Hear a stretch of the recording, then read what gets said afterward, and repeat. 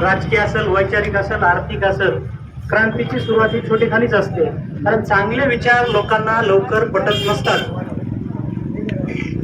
आपण जे माजलगाव मतदारसंघातील स्थानिक बेरोजगार, ऊसतोड मजूर, कुशल अकुशल कामगार आणि मुस्लिम समाजाच्या ज्या भावना दुखावल्या गेल्या आहेत, नितेश राणे आणि रामगिरी यांच्यावर गुन्हा दाखल झाला पाहिजे आणि त्यांना अटक झाली पाहिजे. कारण कुठल्याही धर्म दुसऱ्या धर्माला किंवा दुसऱ्या धर्माच्या श्रद्धास्थानाला शिव्या देण्याचा अधिकार किंवा त्या धर्मामध्ये नाहीये. ते फक्त राजकीय कुठंतरी वातावरण दूषित करून धर्मात भांडण लावून हा हिंदू मुस्लिम करण्याचा एक मोठा कट काही पक्षांनी रचलेला आहे. फक्त मुस्लिम समाजाने चांगल्या पद्धतीने हाताळला. मुस्लिम समाज अशा मूर्खांच्या नादी लागून रस्त्यावर आलं नाही किंवा त्यांनी कुठलीही चुकीचं पाऊल उचललं नाही. आपल्या माजलगाव मतदारसंघातील जी MIDCचा विषय आहे,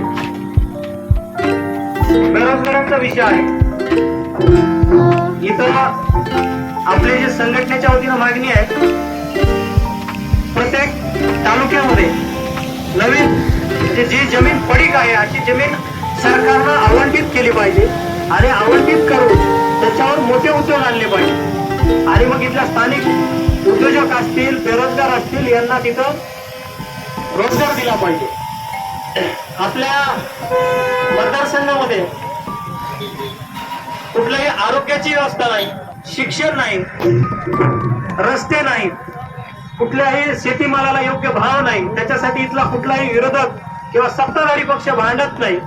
फक्त आता इथल्या म्हणजे विधानसभेच्या तोंडावर इथल्या स्थानिक आमदारांना त्यांनी 5 वर्षात कुठं रस्ते केले, कुठं विकास केला, किंवा त्यांचा कारखाना आहे त्या कारखान्यात कसा भ्रष्टाचार चालतो हे झाकण्यासाठी म्हणा, किंवा हे स्वतः इथं जी काय परिस्थिती त्याच्यातून पळ काढून त्यांनी मतदारांना, मतदारसंघातील लोकांना त्यांच्या 5 वर्षाच्या किंवा ते मधला 5 वर्षाचा जर काळ सोडला तर 40 वर्ष इथं आमदार आहे. आमदारकीच्या काळात कसं काम केलं हे सांगण्यापेक्षा आणि इथले लोक त्यांच्या आपण विकासाची, रोजगाराची आणि सामाजिक सुरक्षेची अपेक्षा करत असताना त्यांनी त्या लोकांना काय दिलं तर त्यांचा वारसदार दिला.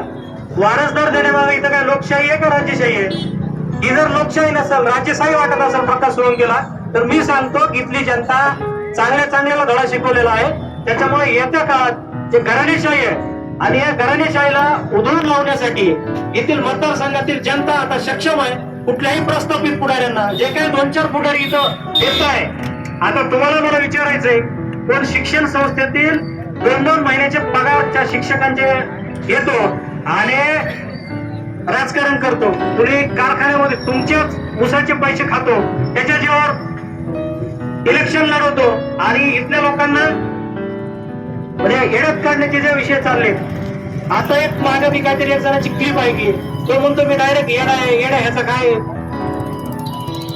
काहीतरी त्यांनी ते शब्द वापरले, एकदम म्हणजे इथं नाही बोलण्यासारखे शब्द आहेत. असे थरतोस लोक, जर कुणी बँक लुटलेले, कुणी कापसात काटा मारणारे असे लोक आता सध्या सक्रिय झालेत. काय तर ओबीसी आणि मराठा वाद लागलाय. पण आपल्या संघटनेच्या वतीनं आपल्याला पारदर्शक काम करायचं. कुठल्याही धर्माला, कुठल्याही जातीला आपल्याला विरोध करायचा नाही. कारण ह्याच्या जाती धर्मात वाद लावून लोकांचं भलं होणार नाही. लोकांचं भलं होणार आहे, त्यांना रोजगार मिळाला, त्यांना शिक्षण मिळालं, त्यांच्या बेरोजगार पोरांना काम मिळालं, शेतकऱ्यांना त्यांच्या मालाला भाव मिळाला, तर त्यांचं कल्याण होणार आहे. आणि मी स्वर्गवासी मुंडे साहेबांचे विचार घेऊन चालतो. मला कुठल्याही मतासाठी किंवा कुठल्या स्टंटसाठी, कुठल्या जाती धर्मावर वाकडं तिकडं काहीतरी बोलून स्टंट करायचं नाही. आपल्याला इथं पॉझिटिव्ह काम करायचंय.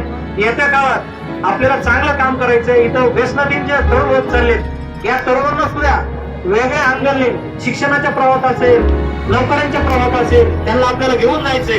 आणि त्याच्यासाठी मला इथल्या स्थानिक पत्रकारांची, स्थानिक बेरोजगारांची आणि सिनियर लोकांची सुद्धा साथ गरजेची आहे.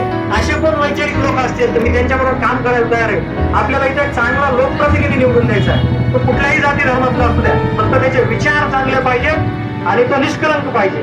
जे भ्रष्टाचारी आहेत ते आज तुम्हाला मतापुरते पैसे देतील, सगळ्या यंत्रणा लावतील, पण तेच पैसे काढण्यासाठी तुमचेच पैसे ते लुटणार आहेत. विकास कामातून, अजून वेगवेगळ्या विषयातून ते तुमचं लूट करतात आणि हे टॅक्स आपल्या वेगवेगळ्या मार्फत आपल्याच खिशातून हे टॅक्स जात असतात.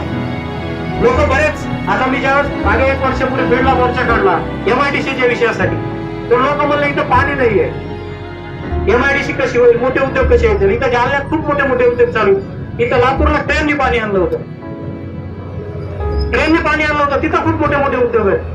या MIDC पंचतारांकित MIDC झाली पाहिजे, यासाठी या जिल्ह्यामध्ये फक्त स्वर्गवासी गोपीनाथ मुंडे साहेबांनी ते उपमुख्यमंत्री झाले त्यावेळेस प्रयत्न केले. त्याच्यानंतर इथल्या निष्क्रिय आणि भ्रष्ट पुढाऱ्यांनी, एकाही पुढाऱ्यांनी हा विषय मांडला नाही. का मांडला नाही, तर यांच्या मागे फिरायला त्यांना टोळक्या लागतात. मी तरुणांना सुद्धा आवाहन करतो, जोपर्यंत तुम्ही विचार करून पावलं उचलणार नाही तोपर्यंत या हरामखोरांच्या असाच चालत राहणार.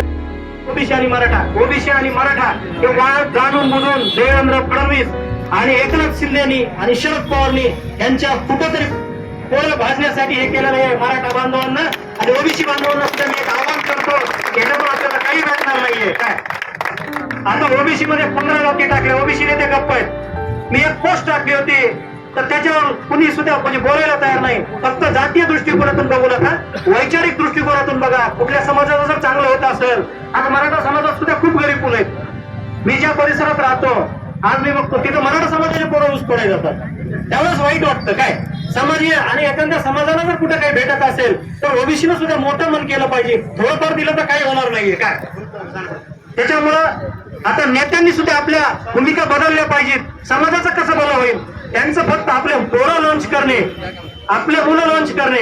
आता बघा सगळ्यांच्या सेकंड थर्ड पिढ्या येत आहेत. तुम्ही म्हणजे त्यांचे कामाला ठेवलेले रोजगडी आहेत आणि हे हरामखोरांचे पोरं तिकून येतात विदेशातून शिकून आणि तुमच्यावर आमदार खासदार लगेच डिजिटल बॅनर, तुम्ही सोशल मीडियाचं काम त्यांचं करता. अशा लोकांना माझं म्हणणं आहे की तुम्ही कुठेतरी विचार करा आणि जो चांगला लोकप्रतिनिधी त्याला निवडून देण्याचं काम करा. मग ह्या मुद्द्यावर, अशा मुद्द्यांवर आपल्याला मोर्चा काढून पुन्हा तुम्हालाची वेळ येणार. या मतदारसंघात चांगलं काम आपल्याला करायचं, कुठल्याही जाती धर्माला विरोध करायचा नाही. या अशी एक आपण आज या मोर्चामधून संकल्प करू, सगळ्यांना घेऊन चालू.